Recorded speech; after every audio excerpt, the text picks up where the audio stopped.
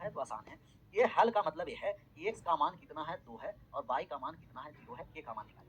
तो x का मान 2 और y बराबर 0, जैसे 2x प्लस का 3y है और 2x प्लस 3y बराबर k है। x जहाँ है वहाँ 2 रखेंगे, y है वहाँ 0 रखेंगे। तो x के स्थान पर 2 रख देंगे और y के स्थान पर 0 रख देंगे, तो k का मान आ जाएगा। तो 2 के गुना 2 कितना हो गया 4, 3 में 0 से गुना कर देंगे 0, तो बराबर हो गया 4। k 4 में 0 को ऐड कर दिया तो 4 बराबर k, तो k का मान कितना हो गया जी 4।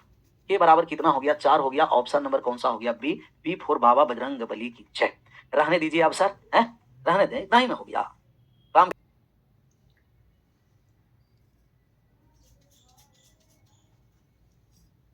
कौन सा डब्लू दिया गया था को जब काटा, ये देखिए पीडीएफ के लिए सब बात को समझना, हम लोग का क्या है पढ़ाना है। पीडीएफ अपलोड नहीं समय से हो रहा है। 5 है x प्लस 2y बराबर 4, दो रेखा एक दूसरे को किस बिंदु पर काटेगी, काटेगी किस बिंदु पर।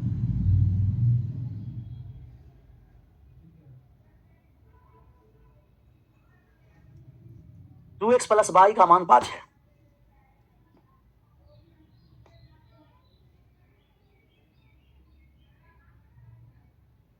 x प्लस 2y का मान 4 है, और जहां ये दोनों रेखा एक दूसरे को काटी है उसको हम बोलते हैं इंटरसेक्टिंग पॉइंट, और इसका निर्देशांक x और y है। तो इन दोनों के जो सॉल्यूशन होगा वही इसका कटान बिंदु होगा। सॉल्व करेंगे, 2x प्लस y का मान 5 है, x प्लस 2y का मान 4 है। सॉल्व कर लीजिए, सॉल्व कर दीजिए। यहाँ से आप गुना कर दीजिए, x का मान निकालना है तो y को हटा दीजिए, y का मान निकालना है x को हटा दीजिए। पहले x का मान निकाल रहे हैं, y को काटने जा रहे हैं, 2 से गुना करके घटा देंगे। जैसा ही ऊपर में 2 से गुना करेंगे तब ये हो गया कितना, 4x में से x चला गया 3x हो गया, और 2y प्लस 2y माइनस कर दिया, 5 दूना 10 में से 4 चला गया तो 6 हो गया।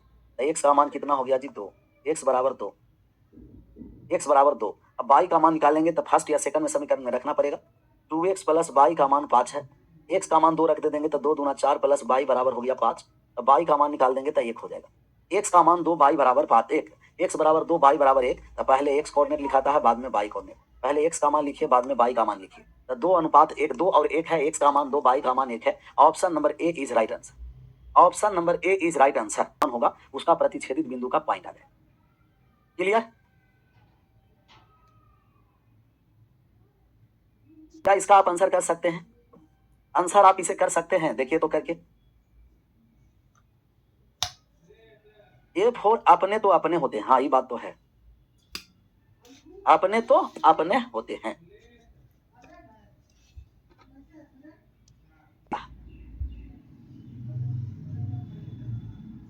a1 x प्लस का b1 y प्लस c1 बराबर 0, a1 x plus b1 y plus c1 बराबर क्या हो जाएगा 0, a2 x plus b2 y plus c2 बराबर 0।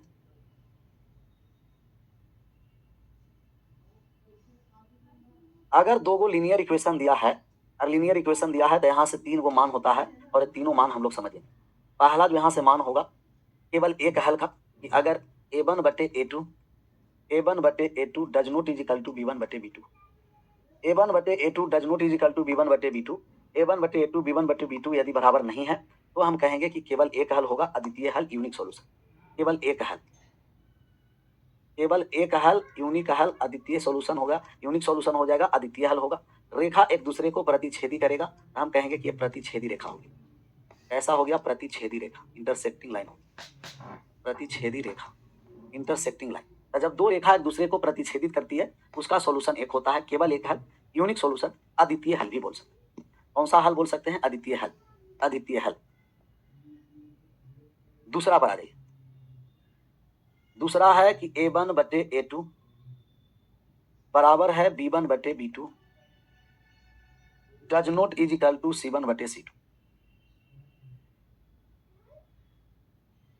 c1 बटे c2। ये है यहां कोई हल नहीं, नो सॉल्यूशन।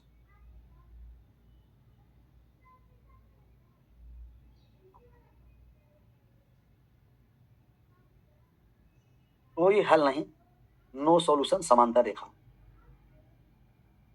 नो सॉल्यूशन, ए पैरेलल लाइन हो गया, समांतर रेखा। कोई हल नहीं, नो सॉल्यूशन, पैरेलल लाइन, समांतर रेखा। रेखा कैसा हो गया? समांतर रेखा। Clear, done. ये आपस में बातें नहीं करना, समझ में आया? कौन आपस में बातचीत कर रहा है? तीसरा, A1 बटे A2 बराबर का B1 बटे B2 बराबर का C1 बटे C2। ए हो गया अनंत हल या अनेक हल बोल सकते हैं, इनफाइनाइट सॉल्यूशन। ये रेखा एक दूसरे पर ओवरलैप कर जाएगा, समपाती रेखा बोल सकते हैं। समपाती रेखा, कौन सा रेखा? समपाती रेखा। ये गुड़िया दीदी है,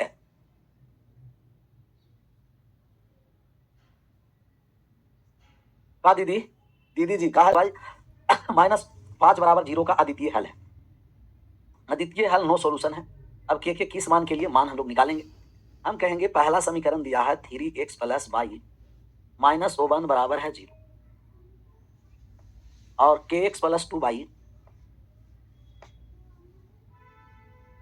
kx प्लस 2y -5 बराबर है 0। -5 बराबर क्या है? 0 है।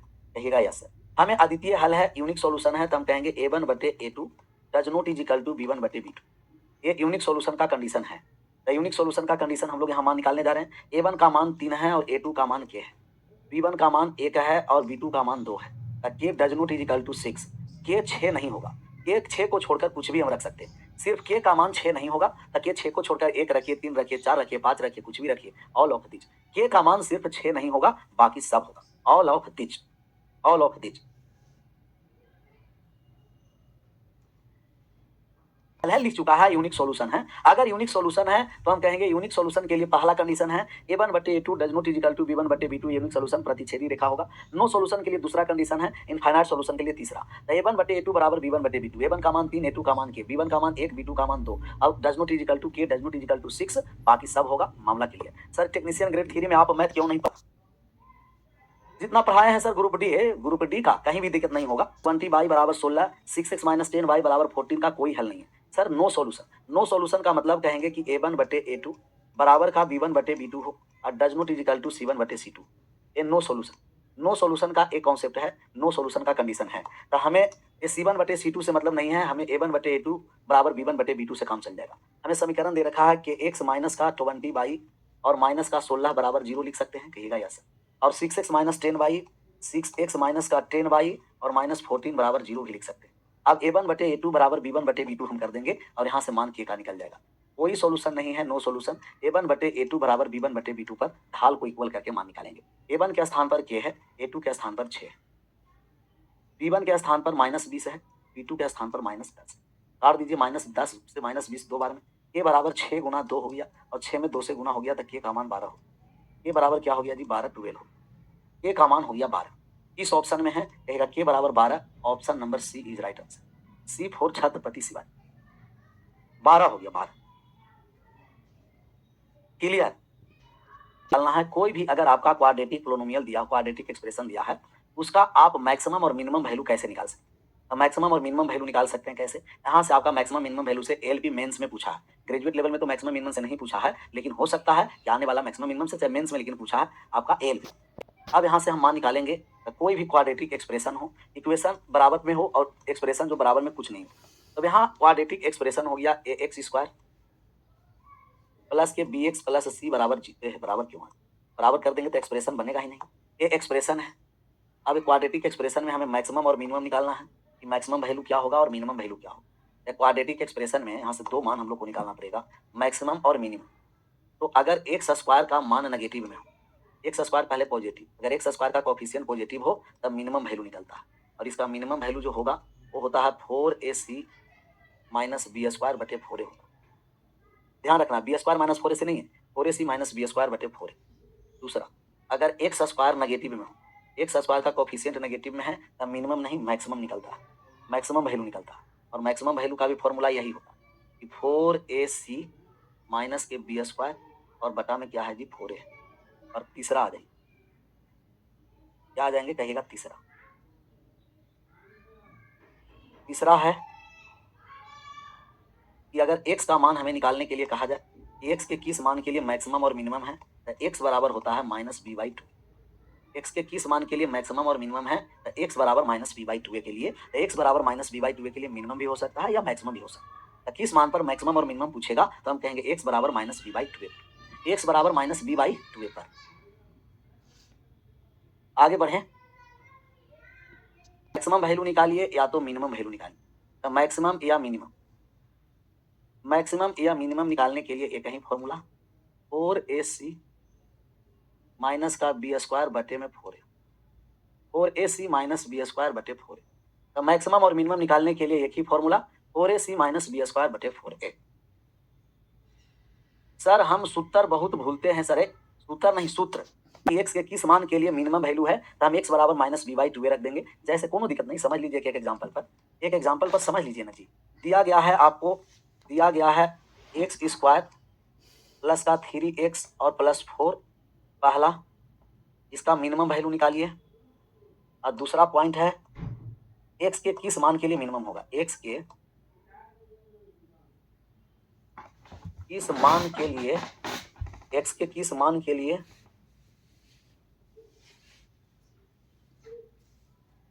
न्यूनतम होगा, इस मान के लिए न्यूनतम होगा, एक्स के किस मान के लिए न्यूनतम होगा।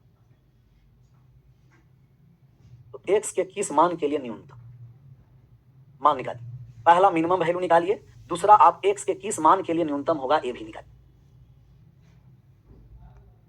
मिनिमम वैल्यू जब हम लोग निकालेंगे ना, मिनिमम वैल्यू, तो मिनिमम या मैक्सिमम वैल्यू निकालेंगे। सबसे पहले आप यहाँ ए का मान बताइए, तो इसमें ए है एक्स स्क्वायर का कोई कोफिशिएंट नहीं है, एक है। बी का मान कितना है जी, 3 है। सी बराबर कितना है, 4 है। तो हमें मैक्सिमम वैल्यू चाहिए 4ac, मिनिमम वैल्यू या maximum 4ac minus B square बटे 4a, क्योंकि एक्स स्क्वायर पॉजिटिव में है तो मिनिमम निकलेगा। तो 4ac 4 गुना 1 गुना सी का मान कितना है जी, 4 है, और माइनस बी स्क्वायर 3 के स्क्वायर, और बटा में हो गया 4 गुना 1, 4 4 16, 16 में से 9 चला गया और बटा में हो गया 4, 16 में से 9 चला गया 7 बटा कितना हो गया 4। एक्स के किस मान के लिए न्यूनतम होगा, मिनिमम वैल्यू होगा। तो एक्स के किस मान पर मिनिमम है तो हम कहेंगे मिनिमम या मैक्सिमम निकालने के लिए एक्स बराबर माइनस बी बाई टू होगा। तो माइनस का बी मतलब कि हो गया -3 और बटे 2 है, 2 गुना 1, तो एक्स का -3 बटे 2 के लिए अगर एक्स का मान -3 बटे 2 रखेंगे तो मिनिमम वैल्यू 7 बटा 4 होगा। आप एक्स बराबर -3 बटे 2 इसमें पुट कर दीजिएगा ना, तो मान आ जाएगा 7 बटे 4। तो एक्स का इसका इक्वेशन एक्सप्रेशन का मिनिमम वैल्यू 7 बटा 4। एक्स के किस मान के लिए मिनिमम है, -3 बटे 2। इसके लिए है कहिएगा -3 बटे 2 के लिए मिनिमम। डन। झारखंड गवर्नमेंट हर वैकेंसी रद्द कर दे रहा है, तो झारखंड में 4x स्क्वायर दोनों मान निकालना है। पहला निकाल देना है मिनिमम वैल्यू और दूसरा निकालना है कि x के किस मान के लिए न्यूनतम, x के किस मान पर, किस मान पर मिनिमम होगा। दोनों मान बताइए, मिनिमम वैल्यू और x के किस मान पर मिनिमम होगा, दोनों मान बताइए। 32 माइनस 20 को 32 28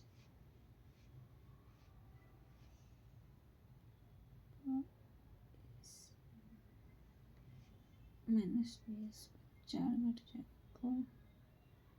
4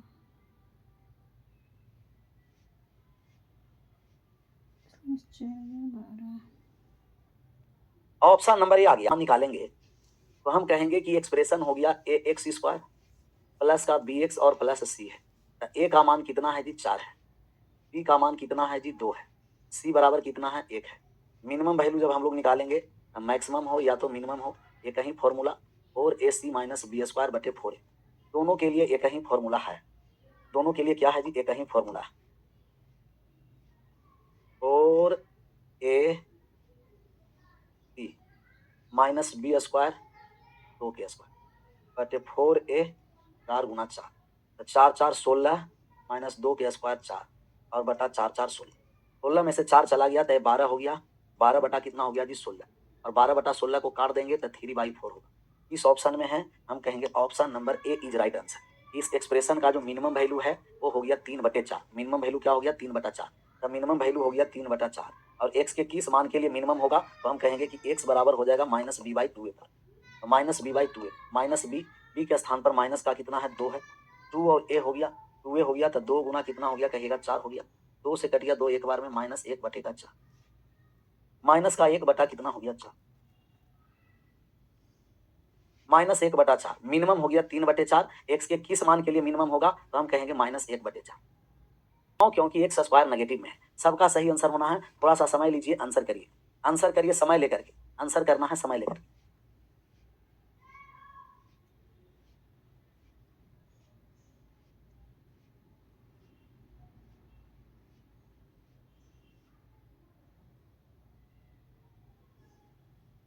लिख रहे हैं तो सदा करके लिखेंगे तो माइनस का एक्स स्क्वायर,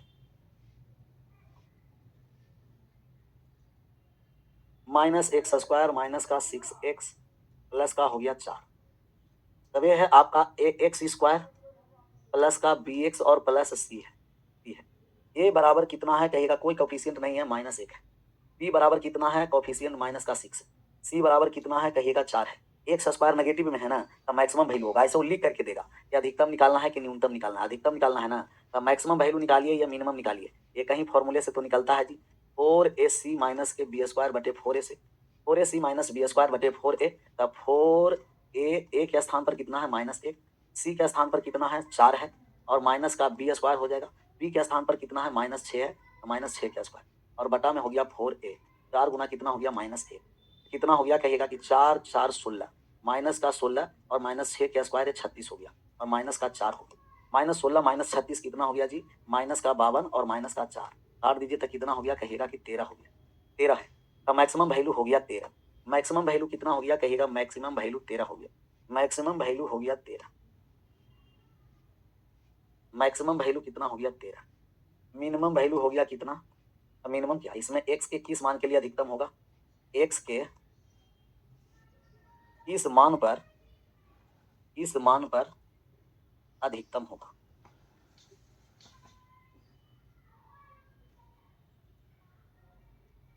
एक्स के किस मान पर अधिकतम होगा, अधिकतम होगा किस मान।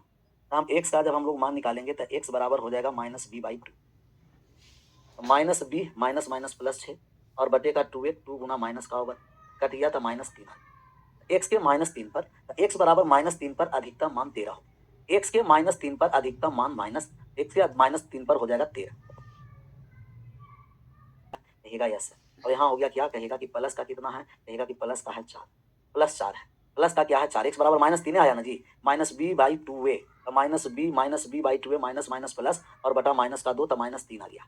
माइनस का कितना आ गया है कहेगा, माइनस का 3 आ गया, -3 क्या है, -3 है, ठीक था ना, -3 आया है। और -x² माइनस 6x + 4 इस पर मान रखिए तो कितना आ रहा है, तो जब यहाँ से हम मान रख देंगे तो यहाँ -3 का स्क्वायर हो गया कितना कहेगा, -3 का स्क्वायर हो गया, माइनस का 9 हो गया, और माइनस माइनस प्लस का कितना हो गया 18 हो गया, और प्लस का 4 हो गया। हम कहेंगे -9 और प्लस कितना है 22, तब बराबर कितना है 13। तब यही तो मैक्सिमम वैल्यू हम लोग 13 निकाले थे। तो एक्स के किस मान पर अधिकतम वैल्यू कहेंगे -3 पर, और -3 इस समीकरण में रख देंगे तभी 13 आ जाएगा। तो जिनका फॉर्मूला याद नहीं है वो -b/2a भी याद रखिएगा, इसका मान निकाल करके यहाँ एक्सप्रेशन में मान पुट कर देंगे, मैक्सिमम वैल्यू या मिनिमम वैल्यू निकल जाएगा। अभी ऑप्शन नंबर कौन सा है कहिएगा, ऑप्शन नंबर बी है।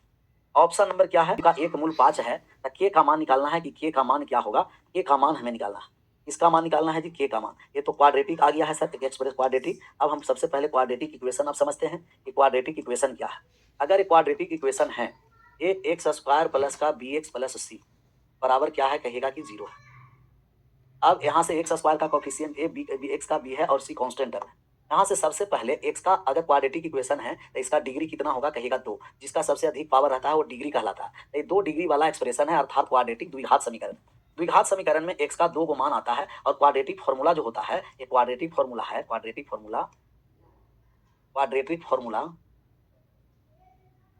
फॉर्मूला आपको पता है जी, श्रीधराचार्य सूत्र। क्वाड्रेटिक फॉर्मूला कहता है कि x बराबर माइनस का b प्लस माइनस हो जाएगा रूट में b² minus 4ac, b² minus का 4ac और बटे का 2a।